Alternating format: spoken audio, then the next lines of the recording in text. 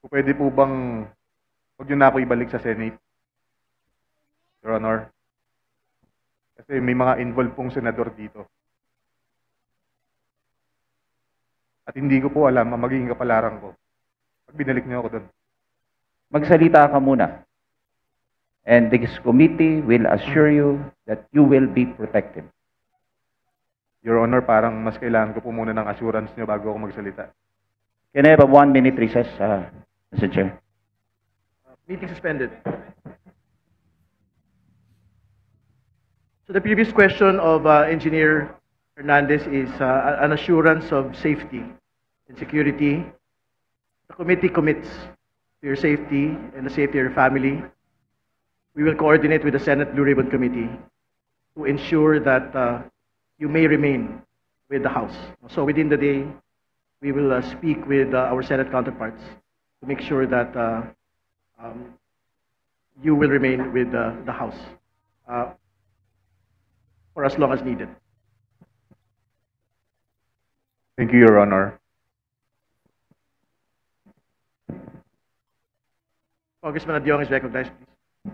Thank you. Thank you, Mr. Chair. Mr. Chair, I'd just like to take off from the line of questioning of Congressman Garbin.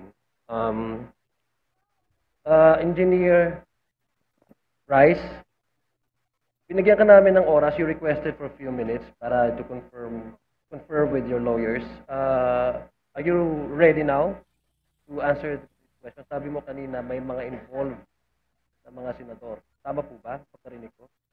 Yes po, Your Honor.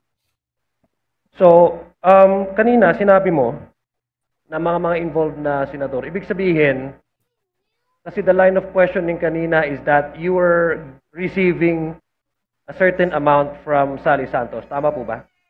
Yes, Your Honor. At binibigay niya ito sa iyo sa inyong opisina. Tama po ba?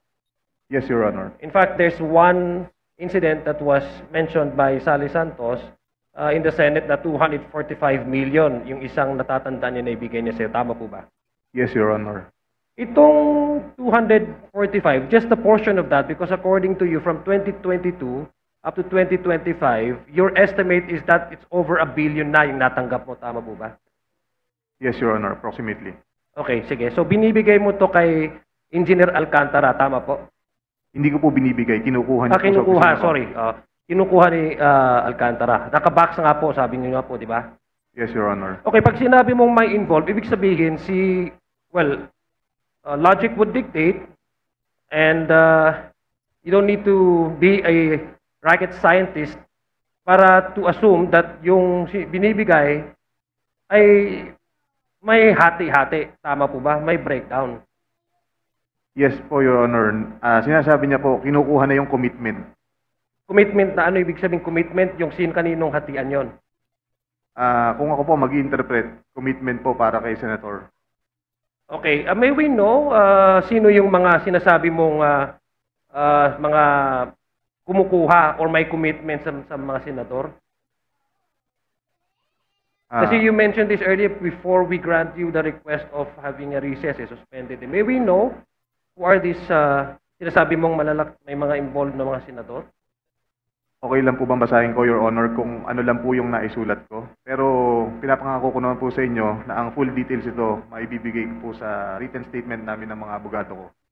Mr. Chair, our guest is requesting that he be allowed to read. Ito ba yung salaysay mo na pinirmahan mo? Tama po ba? Ito ba yung tinatanong sa iyo kanina ni Congressman Garbin?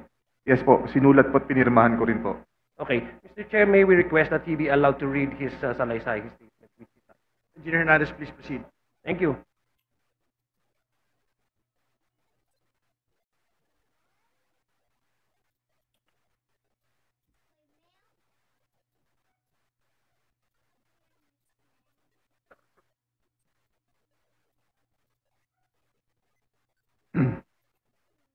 Good morning, Your Honor, Mr. Chair. Ako po si Bryce Erickson Hernandez, dating Assistant District Engineer ng Bulacan 1st District Engineering Office. Ako po ay na-contempt kahapon sa Senate Blue Ribbon Committee. Habang ako po ay nakadetain, kapag-isip po ako at nagdesisyon na maglabas ng ilang nalalaman ko sa flood control project base po sa aking natatandaan sa ngayon. Tama po si Senator Lacson na ang mga engineers ng DPWH ay tila naging legman o bagman na lang. Kung tatanungin niyo po ako kung sino o kanino kami naging bagman, sasagutin ko na po ngayon.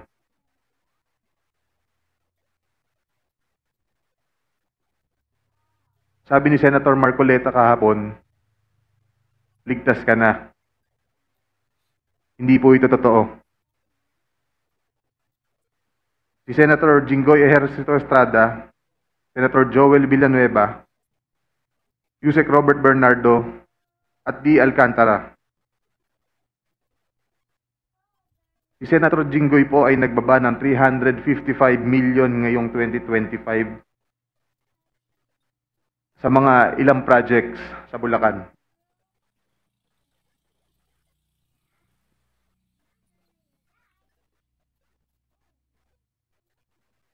At ang sabi po ng boss ko dito ay 30% ang commitment dito. Ang mga projects po na to ay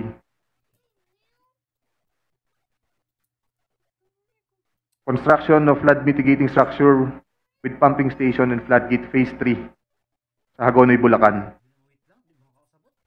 Flood control mitigating structure with pumping station and floodgate sa Malolos, Bulacan. Hindi ko na po babasahin lahat to. Isasama ko po to sa aking written statement. No, mahalaga pong basahin yung buong listahan ng mga proyekto. These are the line items that everyone has been talking about, so I think the nation deserves to know which particular line items that are in the GAA that are being implemented for these particular personalities. Mr. Chair, may I also request that he be directed to read the entirety of his salaysay? Yes. And not to select a portion of his salaysay. Para Yes, po he will. klaro. I think he will be required to read the entire, but we need the specific line item in the General Appropriations Act to be able to tie these particular projects to political personalities, not just DPWH engineers, not just contractors. Please proceed. Mr. Chair, may I also ask that the amounts also be read? Yes, I think if it's it, important that the public will also know the yes, amounts. if it is available, Engineer Hernandez, please mention the amount as well. Mr. Chair, saglit na interjection lang. After the statement of Sir Bryce, may we have the copy of his statement para po makapagtanong din yung mga members based on his ongoing statement. If that is practicable, Deputy Speaker, we will ask him to do it, but it is a written, handwritten statement, so I think we have to listen to his entire salaysay first. Please proceed with the line items, please. Let me repeat it, Your Honor. First, construction of flood mitigating structure with pumping station and floodgate, phase 3, Barangay Mercado, Hagonoy, Bulacan, with an allocation of 60 million pesos. Number 2, construction of flood mitigating structure with pumping station and floodgate at Mambog Creek, phase 3, Malolos City, Bulacan, with an amount of 45 million pesos. Construction of flood mitigating structure with pumping station and floodgate, phase 3, Barangay Iba, Hagonoy, Bulacan, amounting to 60 million pesos. Construction of flood mitigating structure with pumping station at Calero Creek, phase 3, Malolos City, Bulacan, with an amount of 50 million pesos. Construction of flood control structure including pumping station and floodgate, phase 3, Barangay Mayto, Kalumpit, Bulacan, with an amount of 60 million pesos. Construction of flood mitigation structure with pumping station and floodgate at Barangay Santo Rosario Creek, phase 3, Malolos City, Bulacan, with an amount of 40 million pesos. And last, construction of flood mitigation structure including pumping station and floodgate, phase 3, Barangay Carillo, Hagonoy, Bulacan, with an amount of 40 million pesos. And all of that with a total of 355 million pesos, Your Honor. This is supposedly the allocation of which political personality? Senator Jinggoy Ejercito Estrada po, Your Honor. Thank you for the clarification. You can proceed with reading the handwritten statement. Mr. Chair, may I continue? Let him finish the handwritten statement. Tapos lang po yung handwritten statement ng pagbasa. Nagbaba po si Senator Jinggoy at ang kanyang SOP dito ay 30%. As per our District Engineer Henry Alcantara. Dineliver ito nung lumabas ang mga item na to sa GAA. Mga driver namin sa DPWH Bulacan First ang nag-deliver sa kausap nila. Si Christian Santiago at saka si Andre Balatbat. Galing din ito sa utos ni D. Alcantara. Noong 2023 naman, ay naglabas ng 600 million si Senator Joel Villanueva at ang SOP nito ay 30% din. If I'm not mistaken, sorry. Pwede kong sabihin ko po kung anong mga projects na mga line item din. Please proceed with disclosing the line items so the nation may able to tie the line item to the political personality involved. First, rehabilitation of flood control structure along Balagtas River, Barangay Panginay, Tuwawa, Phase 3, Balagtas, Bulacan, with an amount of 75 million pesos. Construction of Bukawe River Flood Mitigation Structure, Station 12 plus 589 to Station 12 plus 739 at Barangay Bambang, Bukawe, Bulacan, with an amount of 75 million pesos. Construction of Bukawe River Flood Mitigation Structure at Station 4 plus 204 to Station 4 plus 354 at Barangay Turo, Bukawe, Bulacan, with an amount of 75 million pesos. Construction of Bukawe River Flood Mitigation Structure at Station 3 plus 036 to Station 3 plus 236 at Barangay Kaingin, Bukawe, Bulacan. Construction of this also has an amount of 75 million pesos. Number 5, construction of Bukawe River Flood Mitigation Structure at Station 5 plus 466 to Station 5 plus 667 at Barangay Bunlo, Bukawe, Bulacan, with also an amount of 75 million pesos. Construction of Balagtas River Flood Mitigation Structure at Station 3 plus 533 to Station 3 plus 683 at Barangay Santol, Balagtas, Bulacan, with an amount of 75 million pesos also. Construction of Balagtas River Flood Mitigation Structure at Station 7 plus 654 to Station 7 plus 804 at Barangay Dalig, Balagtas, Bulacan, also with an amount of 75 million pesos. And last is the construction of Balagtas River Flood Mitigation Structure at Station 14 plus 124 to Station 14 to 200 plus 274 at Barangay San Juan, Balagtas, Bulacan, also with an amount of 75 million pesos. And all in all with a total of 600 million pesos. Can you state again for the record the total amount and that this is the projects for which particular political personality? 600 million pesos last 2023 from Senator Joel Villanueva. Thank you. Please proceed with your handwritten statement. At ang SOP nito ay 30% din. Binigay din ito nung lumabas sa GAA at i-deliver sa bahay niya sa Bukawe ni D. Alcantara at dating hepe ng aming construction si Engineer JP Mendoza. Si D. Alcantara namin ang masasabing chief implementor. Siya po ang kumakausap sa lahat ng politiko na involved dito. At least 3% po siya sa lahat ng projects na dumadaan sa opisina namin. At pinapasabi pa nga sa amin sa mga kontraktor na kung gusto nyong magkaroon ng maraming project sa susunod, ay magbigay kayo ng additional na 2% sa kanya. Parang finder's fee daw. Si D.E. Henry Alcantara po ang usually nagde-deliver sa mga politiko at kay Yusek Robert Bernardo po. Pasensya na po, ito pa lang po ang aking mga masasabi sa ngayon. Mabigyan lang po ako ng sapat na oras pagkakataon na makausap ang aking mga abogado. Handa na po akong maglabas ng lahat ng nalalaman ko pa. Maraming salamat po. Mr. Chair, Mr. Chair, Mr. Chair, I still have, may I be allowed to continue? Mr. Chair, We have to allow Congressman Adyong to finish his interpellation. Mr. Chair, it's the rule is majority than minority. Yeah, Congressman So, sorry, Garbin, to be clear, as far as practicable, it is the rule of an alternating majority-minority. So you will have your time after this is finished.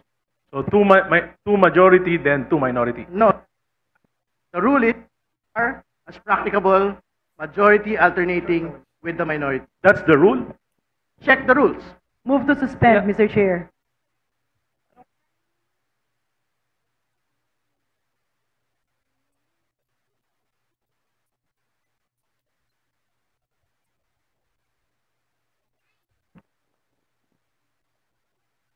Meeting resumed.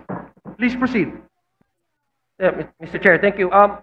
Para naman, Mr. Chair, hindi tayo magmukhang ano, because we don't also want just as mere allegations, no? We just want to know from our guest, Bryce, do you have a circumstantial evidence that can prove your allegations as indeed these arrangements ay nangyayari? Meron ka bang pruweba, halimbawa, na text man lang or usapan or ano, para at least just to make sure, no, for fairness sake.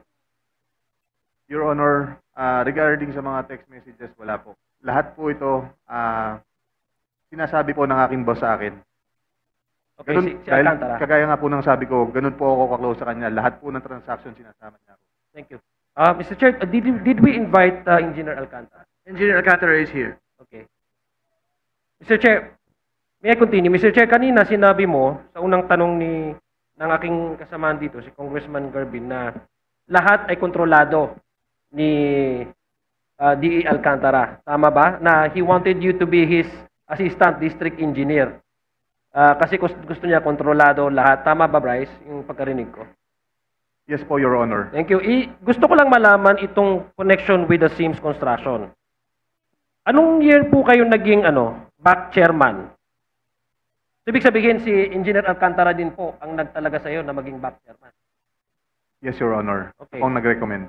Okay, siyang nag-recommend. Kasi gusto niya, kontrolado niya lahat, kaya nga nandyan ka, yun ang gusto mong sabihin, di ba? So, anong year ka naging back chairman? Kasi, Mr. Chair, I want to know, yung sa base po sa salaysay ni Sally Santos, ito po yung mga ghost projects sa Bulacan na panalunan po ng Sims Construction, Wawaw Construction, ay yung isa pa, Mr. Chair. Na kung saan, Mr. Chair, according sa ating data, ay ang naging chairman nito sa pagbibid nitong mga projects, na mga ghost projects, ay si chairman nito ay si Engineer Bryce. Gusto ko lang malaman, Engineer Bryce, sabi mo, ikaw yung tinalaga ni D.E. Alcantara as maging chairman. Ibig sabihin, yung pagkapanalo ng Sims na connected sa mga ghost project ay ay yung pagbibid nila ay according to Sally ay pre-arranged na, kumbaga siya nang mananalo. Tama po ba? Yes po, Your Honor. So, ibig sabihin, nagbidding lang kayo pero pre-arranged na, kasi ang sabi ni Sally Santos na may-ari nitong kumpanya na to ay pinapahiram niya yung kanyang lisensya sa inyo para siyang manalo dito sa mga bidding na to, kung saan itong particular na project na to ay napuntahan ng presidente as ghost project. Tama po ba? Yung kay Sims. Yes po, Your Honor. Okay. Thank you very much, Mr. Chair. And now I give way to other members who wish Yes, to... but before going to the minority, we would like to allow District Engineer Alcantara to respond to the allegation of Engineer Hernandez. Good morning, Your Honor, Mr. Chair. Yung sinasabi niya po na dinala niya sa akin ng pera, hindi po totoo. Wala po akong tinatanggap tungkol po sa nanggagaling na transaksyon nila kay Sally Santos. Kahapon po sa Senado, binanggit po ni Sally na sila po ang nangongontrata. Paano niya po ibibigay sa akin? Kung iyon po ay kontrata nila. Pwede po bang ibibigay sa akin ng buo yan? At sasabihin niya na hindi niya tinitignan? Your Honor, totoo po sinasabi niya nung dumating po ako dyan, sila ay mga next rank and file doon po sa Chief Construction. So bilang siya po yung pinaka-senior na kasunod doon, sa amin pong hierarchy, sinusunod po namin yon na siya. Totoo naman po na nagtiwala ako sa kanya at marami po magpapatunay. Andiyan po ang mga hepe namin na kasama namin dati, andiyan po ang project engineer na magte-testify po. Sila po ay mga biktima po ng pumumwersa at pamimilit ni Engineer Bryce at ni Engineer JP de Guzman, Mendoza. Actually po, ang proyekto po ay hinahawakan ng project engineer, ini-implement ng section chief ng construction. Ako po, umaasa po ako na sa pirma nila, kaya po ako ay pumipirma at binabayaran ko po yan. Pirmado po ng mga project engineer, pirmado po ng accountant ko, na nag-review po ng mga dokumento na yan.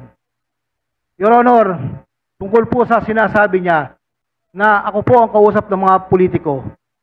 Hindi po totoo yan na ako yung nagdi-deliver sa mga politiko. Senator Joel 2023, wala pong project na flood control si Senator Joel ever since. At sino po ang makakaalam kung sino po ang naglalagay dyan? We are not part of the BICAM. Wala po kaming alam dyan. As my superior said, Undersecretary Cathy Cabral, kahit sila po hindi nila alam yan. Paano pa po ako? And we are not even involved during budget hearing. Your Honor, naniniwala po ako, nalalabas po ang katotohanan kung sino po ang may gawa ng mga ghost project na ito. Tulad po ng sinalaysay ko sa inyo. Meron din po akong affidavit at andito po ang mga tao na nung pinatawag ko po sila ng August 3, 7:30 ng gabi upon the report of Engineer J.M. Ramos na di umano'y pinipilit siyang pirmahan ang 5 voucher, I think, sa pagkakatanda ko po. Siya po'y tumanggi. At siya po ang nag-report sa akin kasama si Engineer Galang na sinasabing, boss, mukhang niloloko ka na ng 2 tao mo. Bakit? Kasi ilang series po ng meeting na tinatanong ko sila, mag-inventaryo kayo ng mga project natin. Dahil magkakaroon ng malawakang pag-iimbestiga rito. Mr. Chair, Opo, point Mr. of order. Chair. Point of Mr. order, Chair. Mr. Chair. Yeah, Masyado nang matagal ang sinasabi niya, hindi Mr. naman Chair, totoo. if I Point of may. order!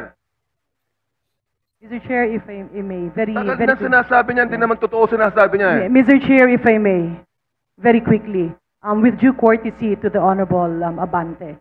Ang sa akin lang po naman, siguro para hindi po malihis yung flow. So earlier, nagkaroon po tayo ng testimony kay Engineer Bryce Hernandez, and I believe there are members who are next to question. Of course, we also respect the rights of the Honorable Engineer Alcantara, and nandiyan naman po siya. So yung mga ito po, Mr. Chair, ay itatanong rin natin kay Engineer Alcantara. For the meantime, Mr. Chair, may I suggest that we move to the next interpellator? Yes, well taken. Thank you, Engineer Alcantara. Congressman Risi, please proceed. Thank you, Mr. Chair. Good morning, everyone. Kay Engineer Bryce, naniniwala ako sa sinasabi mo. Pero alam ko, may kulang pa. Matagal na akong congressman. This is my 13th year. Imposibleng hindi alam ng congressman doon sa lugar nyo yung mga proyekto na yan. Tama ba ako? Mali? Kagaya nga po ng sabi ko, ang kausap po lahat ng politiko sa amin ay ang boss ko, si Boss Henry Alcantara. Assistant DE lang po ako. Nakukwento lang po niya yung mga commitment. Yun po. Sinasabi niya po sa akin. Lumalabas, isa na kayong sindikato sa inyong engineering district. At ang hepe ng sindikato nyo, si Engineer Alcantara. Tama? Ako po, inaamin ko po na sunod-sunuran ako sa kung ano ang sabihin sa akin. At Kaya kung nga, ano po ay sindikato paggawa sa may akin. boss. Pagka may boss, yun ang nasusunod. Tama? Siya po nasusunod, Your Honor. Tama po. At lahat nung personnel doon ay kasabwat na ng sindikato. Lahat po sumusunod sa kanya. If I may po, meron pong instance na 2019, pagdating na pa lang po, meron pong hepe doon ng sumalangit na ang kaluan ni Engineer Dalmasio Cruz na pinloating niya kasi hindi sumunod sa kanya. So, nag-early retirement na lang to. At saka rin po nung 2022 or 2023, meron pong isang nagngangalan na Engineer Cherry Natividad ang hindi pumirma sa plano na pinapipirmahan niya. Dahil alam nung engineer na yun na magkakaproblema. So ang ginawa niya, inalisan niya po ng project, naka-floating po, nagta-time in ng 8 to 5 o'clock ng hapon. So na yung moral ng engineer, sa tingin ko, in my own opinion, is nasira. So nag-resign na lang din siya. Sa pagkakaalam nyo, dahil malapit kayo, sino po sa Department of Public Works and Highways yung pinaka kanyang patron? Sa pagkakaalam ko po, si Engineer Yusek Robert Bernardo po. Si Yusek Robert Bernardo. Yes, Your Honor. Yun ang kanyang patron. Opo. Ay, dahil magkasama po sila dati sa Los Baños, Laguna pa, way back 1997 yata, as per kwento ng boss ko. And then nagkasama din po sila sa Manila City Hall. Panahon po ng ating mahal na Pangulong Erap Estrada, nung naging mayor po siya doon. Ano po ang posisyon ni Yusek Bernardo sa City Hall ng Maynila? Siya po ang city engineer. Okay, salamat po.